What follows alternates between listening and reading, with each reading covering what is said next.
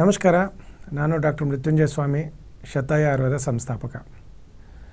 ಇವತ್ತಿನ ಕಾರ್ಯಕ್ರಮ ಬಂದುಬಿಟ್ಟು ಕೀಲು ನೋವಿನಿಂದ ಬಳಲಬೇಡಿ.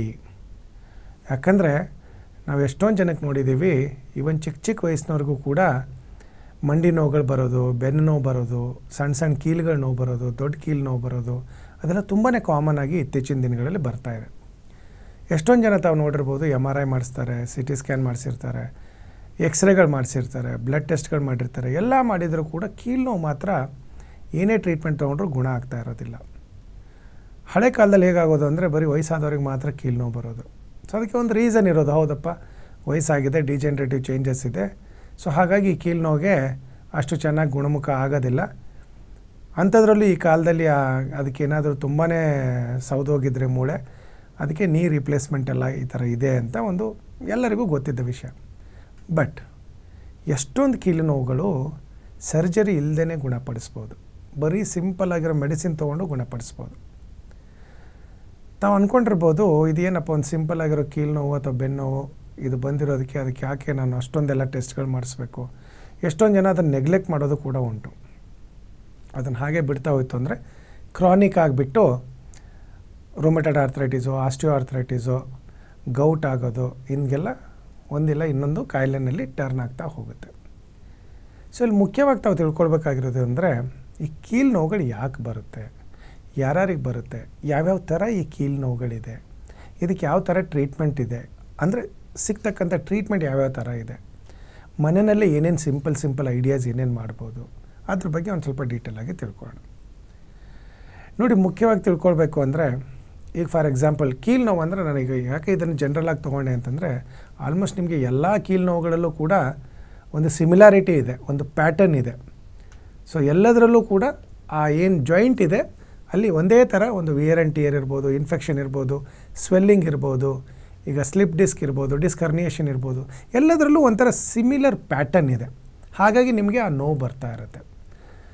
ಸೊ ಫಸ್ಟ್ ಆ್ಯಂಡ್ ಫಾರ್ಮೋಸ್ಟು ತಾವು ಯಾವುದೇ ಥರ ನೋವು ಇರಲಿ, ಕೆಲವೊಂದು ಸರಿ ಏನಾಗುತ್ತೆ, ಯಾವುದೋ ಆಯಾಸದ ಕೆಲಸ ಮಾಡಿರ್ತೀವಿ, ಎಲ್ಲೋ ಒಂದು ಜೋರಾಗಿ ಬೆಂಡಾಗಿರ್ತೀವಿ, ಅಥವಾ ಎಲ್ಲೋ ಜಿಮ್ಗೆ ಹೋಗಿರ್ತೀವಿ, ಅಥವಾ ಏನೋ ಎಕ್ಸಸೈಸ್ ಮಾಡಬೇಕಾದ್ರೆ, ಯೋಗ ಮಾಡಬೇಕಾದ್ರೆ, ಬೆಂಡಿಂಗ್ ಇದರಲ್ಲಿ ಮಾಡಬೇಕಾದ್ರೆ ಸಡನ್ನಾಗಿ ಹಿಡ್ಕೊಂಡಿರುತ್ತೆ ಆ ಭಾಗ, ಬೆನ್ನಾಗಿರ್ಬೋದು ಅಥವಾ ಕೀಲುಗಳಾಗಿರ್ಬೋದು.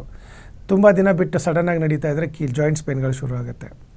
ಅದೆಲ್ಲವೂ ಕೂಡ ನಾವು ಕೀಲು ನೋವುಗಳು ಅದನ್ನು ಕಾಯಿಲೆ ಅಂತ ತೊಗೊಳಕ್ಕಾಗೋದಿಲ್ಲ. ಅವು ಸಿಂಪಲ್ ಸಿಮ್ಟಮ್ಸು, ಅದಕ್ಕೆ ಸಿಂಪಲ್ ಟ್ರೀಟ್ಮೆಂಟ್ ಕೊಟ್ಟರೆ ಸರಿ ಹೋಗಿಬಿಡುತ್ತೆ. ಬಟ್ ಇನ್ನು ಕೆಲವೊಂದಿದೆ, ಅದಕ್ಕೆ ಸೀರಿಯಸ್ ಆಗಿ ಟ್ರೀಟ್ಮೆಂಟ್ ಬೇಕೇ ಬೇಕು. ಯಾವ ಥರ ಅದು ಅಂತಂದರೆ, ಈಗ ಸಿಂಪಲಾಗಿ ಹೇಳಬೇಕು ಅಂದರೆ ರುಮಟೆಡ್ ಆರ್ಥ್ರೈಟಿಸ್ ಅಂತ ಹೇಳ್ತೀವಿ. ಏನಾಗುತ್ತೆ, ಯಾವುದೇ ಜಾಯಿಂಟಲ್ಲಿ ಪೇನ್ ಇರಲಿ, ರುಮಟೆಡ್ ಆರ್ಥ್ರೈಟಿಸ್ ಏನಾದರೂ ನಿಮಗೆ ಪಾಸಿಟಿವ್ ಇತ್ತು ಅಂತಂದರೆ ಆ ಜಾಯಿಂಟ್ಸಲ್ಲಿ ಸ್ವೆಲ್ಲಿಂಗ್ ಬರುತ್ತೆ, ಜೊತೆಗೆ ತುಂಬ ಜೋರಾಗಿ ನೋವಿರುತ್ತೆ. ರುಮಟೆಡ್ ಆರ್ಥ್ರೈಟಿಸಲ್ಲಿ ಮಾತ್ರ ಒಂದು ಪೆಕ್ಯುಲಿಯರ್ ಪೇನ್ ಇರುತ್ತೆ. ಅದು ಏನು ಅಂದರೆ ಸೂಜಿ ಚುಚ್ಚಿದಂಗೆ ನೋವಾಗೋದು. ನಾವು ಹೇಳ್ತೀವಿ ಅದು ಚೇಳು ಕಡ್ದಂಗೆ ಅಂತ, ಅಥವಾ ಸೂಜಿ ಚುಚ್ಚಿದಂಗೆ. ಅದು ಬರೀ ರುಮಟೆಡ್ ಆರ್ಥ್ರೈಟಿಸಲ್ಲಿ ಮಾತ್ರ ಇರುತ್ತೆ. ಸೊ ನಿಮ್ಗೆ ಏನಾದರೂ ಆ ಥರ ನೋವು ಕಾಣ್ಕೊಳ್ತಾ ಇತ್ತು ಅಂತಂದರೆ ಒಂದು ಸರಿ RA ಫ್ಯಾಕ್ಟ್ರನ್ನ ಟೆಸ್ಟ್ ಮಾಡೋದು ಉತ್ತಮ. ಯಾಕಂದರೆ ರುಮಟೆಡ್ ಆರ್ಥ್ರೈಟಿಸ್ ಯಾವಾಗಲೂ ಆಟೋ ಇಮ್ಯೂನ್ ಡಿಸೀಸು.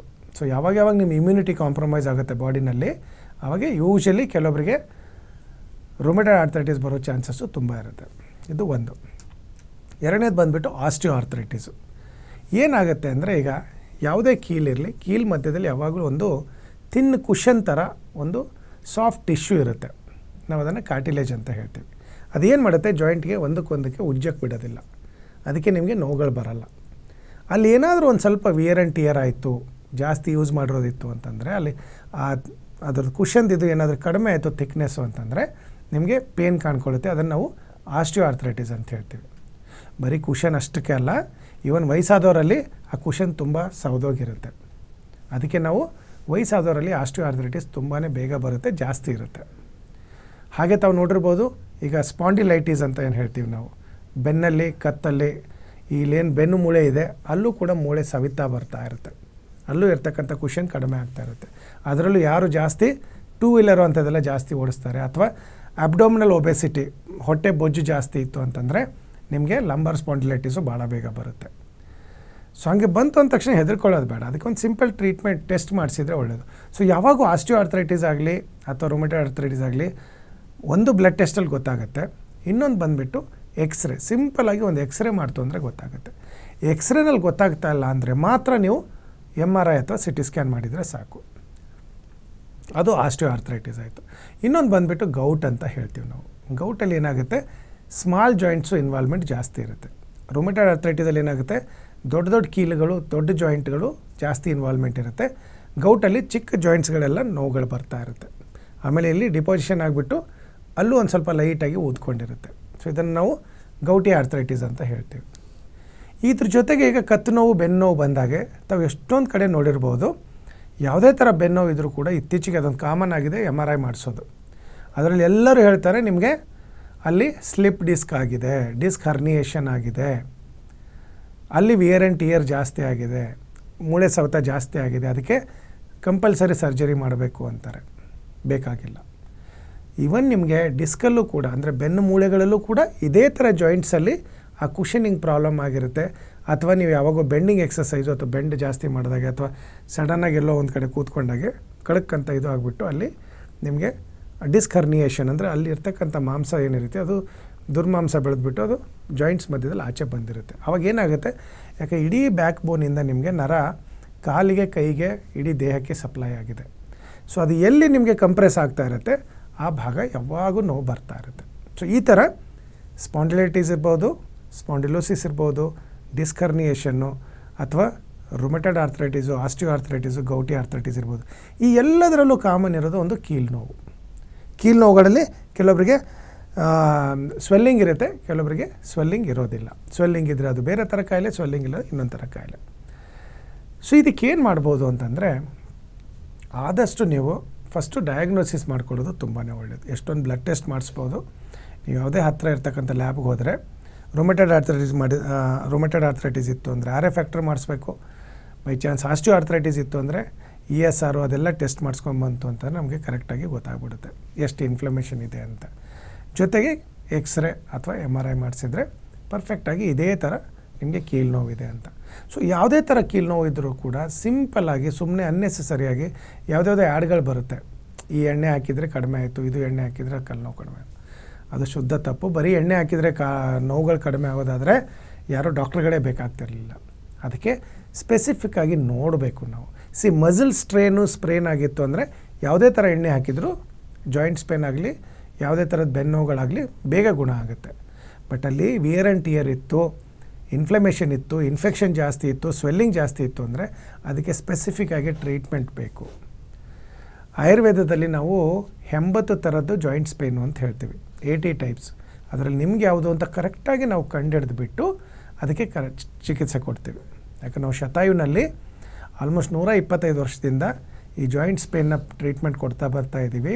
ಹಾಗಾಗಿ ನಮಗೆ ಚೆನ್ನಾಗಿ ಗೊತ್ತು ಯಾವ ಜಾಯಿಂಟ್ಸ್ ಪೇನಲ್ಲಿ ಯಾವ ಟ್ರೀಟ್ಮೆಂಟ್ ಕೊಡಬೇಕು, ಹೇಗೆ ರಿಸಲ್ಟ್ ಕೊಡಬೇಕು ಅಂತ. ಸೊ ಹಾಗಾಗಿ ನಿಮ್ಗೆ ಯಾವುದೇ ಥರದ ಕೀಲು ನೋವು ಇರಲಿ, ನೀವು ಏನೇನು ಟೆಸ್ಟ್ಗಳು ಮಾಡಿಸಿದ್ದೀರಾ, ಏನೇನು ರಿಪೋರ್ಟ್ಸ್ ಇದೆ ನಿಮ್ಮ ಹತ್ರ, ಕೆಳಗಡೆ ಬರ್ತಾ ಇರ್ತಕ್ಕಂಥ ನಂಬರ್ಗೆ ಒಂದು ಸರಿ ಫೋನ್ ಮಾಡಿ. ನಮ್ಮ ಡಾಕ್ಟ್ರ್ ನಿಮಗೆ ಆನ್ಲೈನ್ ಕನ್ಸಲ್ಟೇಷನ್ ಮಾಡಿಬಿಟ್ಟು ಡೀಟೇಲಾಗಿ ಹಿಸ್ಟ್ರಿ ತೊಗೊಂಡು ಯಾವ ಥರ ಪೇನ್ ಇದೆ, ಎಲ್ಲಿದೆ, ಹೇಗಿದೆ ಎಲ್ಲ ಅನಾಲಿಸಿಸ್ ಮಾಡಿ ನಿಮಗೆ ಈ ಥರ ಟ್ರೀಟ್ಮೆಂಟ್ ಇರುತ್ತೆ, ಇದಕ್ಕೆ ಇಷ್ಟು ದಿವಸ ಟೈಮ್ ತೊಗೊಳುತ್ತೆ, ಇಷ್ಟು ದಿವಸದಲ್ಲಿ ಕಡಿಮೆ ಆಗುತ್ತೆ ಅಂತ ಕರೆಕ್ಟಾಗಿ ಹೇಳಿ ಮೆಡಿಸಿನ್ನ ಕೊರಿಯರಲ್ಲಿ ಕೂಡ ಕೊಟ್ಟು ಕಳಿಸ್ತಾರೆ.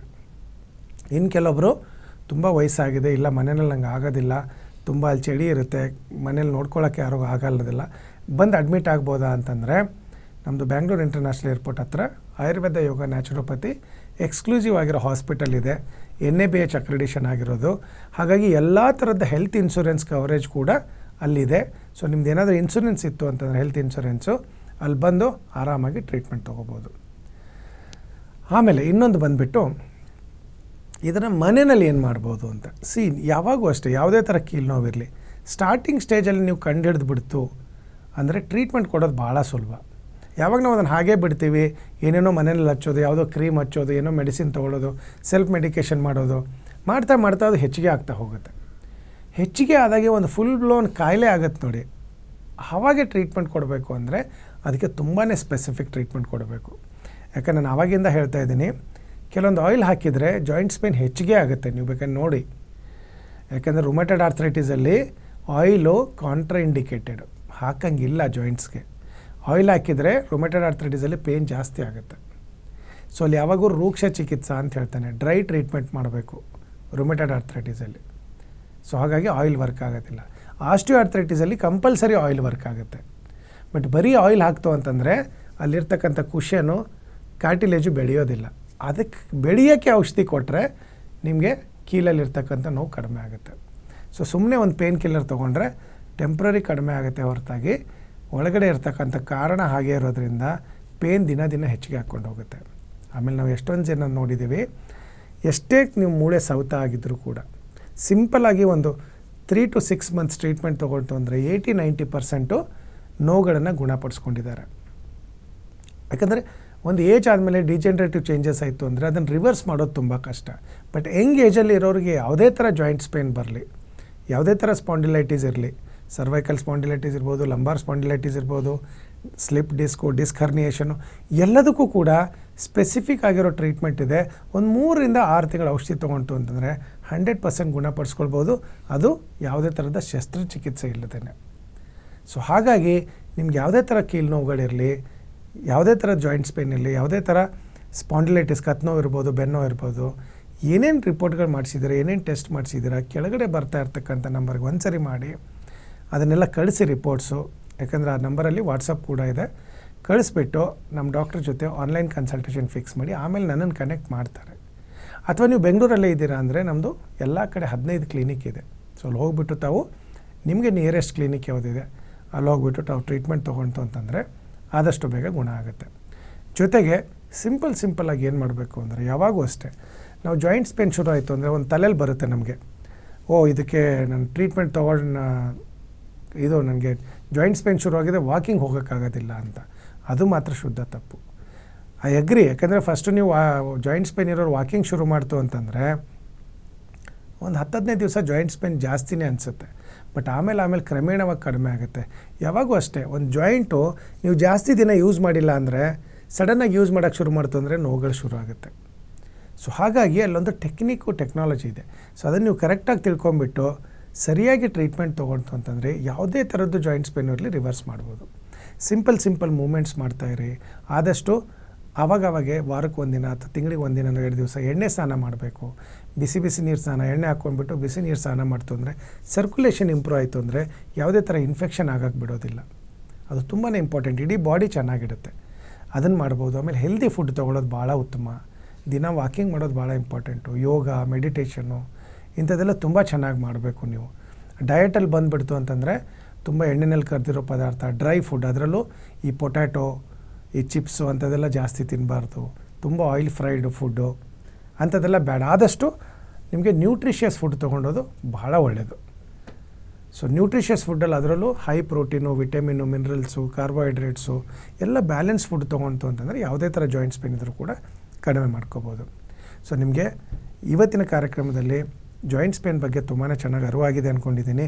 ಯಾವುದೇ ಥರ ಪ್ರಾಬ್ಲಮ್ ಇಲ್ಲ, ನಿಮ್ಮ ಮನೇಲಿ ಎಲ್ಡರ್ಸ್ ಇರ್ಬೋದು, ಯಂಗರ್ ಸಿಬ್ಲಿಂಗ್ಸ್ ಇರ್ಬೋದು, ತಮಗಿರ್ಬೋದು, ಅಪ್ಪ ಅಮ್ಮಂದಿರಿಗಿರ್ಬೋದು, ಅಥವಾ ಮಕ್ಕಳಲ್ಲಿರ್ಬೋದು, ಯಾರಿಗೇ ಇರಲಿ ಸಿಂಪಲ್ಲಾಗಿ ಆಯುರ್ವೇದದಲ್ಲಿ ಒಂಚೂರು ಸೈಡ್ ಎಫೆಕ್ಟ್ ಇಲ್ಲದೇ ಎಫೆಕ್ಟಿವ್ ಆಗಿ ನಾವು ಟ್ರೀಟ್ಮೆಂಟ್ ಕೊಡ್ಬೋದು. ಜಸ್ಟ್ ಈ ನಂಬರ್ ಬಂದಿರೋದಕ್ಕೆ ರಿಪೋರ್ಟ್ಸ್ ಕಳಿಸಿ ಆನ್ಲೈನ್ ಕನ್ಸಲ್ಟೇಷನ್ನ ಫಿಕ್ಸ್ ಮಾಡಿ. ಸೊ ಮುಂದಿನ ಸಂಚಿಕೆಯಲ್ಲಿ ಮತ್ತೆ ಇನ್ನೊಂದು ಪ್ರೋಗ್ರಾಮ್ ಜೊತೆ ಬರ್ತೀನಿ. ಅಲ್ಲಿವರೆಗೆ ನಮಸ್ಕಾರ.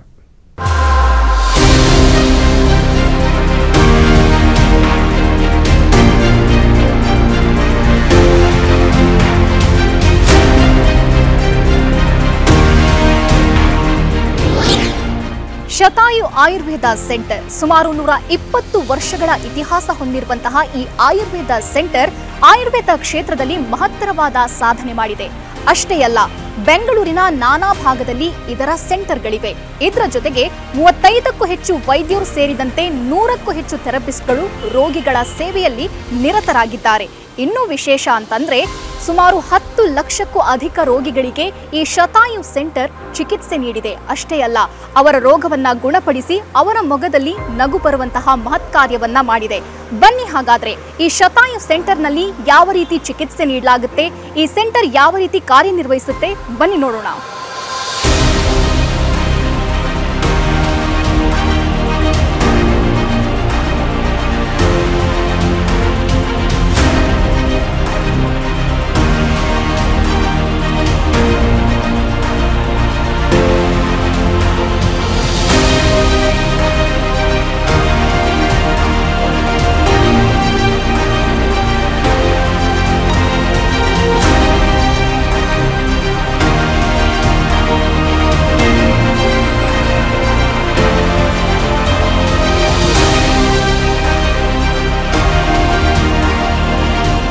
ನೋಡಿದ್ರಲ್ಲ, ಶತಾಯು ಆಯುರ್ವೇದ ಕ್ಲಿನಿಕ್ ಯಾವ ರೀತಿ ಕಾರ್ಯನಿರ್ವಹಿಸುತ್ತೆ, ಉತ್ತಮವಾದ ಚಿಕಿತ್ಸೆ ನೀಡುತ್ತೆ ಅನ್ನೋದನ್ನ. ತಾವೇನಾದರೂ ಒಬೆಸಿಟಿ, ಡಯಾಬಿಟೀಸ್, PCOD ಅಥವಾ ಗರ್ಭಧಾರಣೆಯ ಸಮಸ್ಯೆ, ಕೀಲು ನೋವು, ಗಂಟು ನೋವು ಇಂತಹ ಯಾವುದಾದ್ರೂ ಸಮಸ್ಯೆಯಲ್ಲಿ ಬಳಲ್ತಾ ಇದ್ರೆ ಬೆಂಗಳೂರಿನ ನಾನಾ ಭಾಗದಲ್ಲಿ ಶತಾಯು ಆಯುರ್ವೇದ ಕ್ಲಿನಿಕ್ನ ಸೆಂಟರ್ಗಳಿವೆ.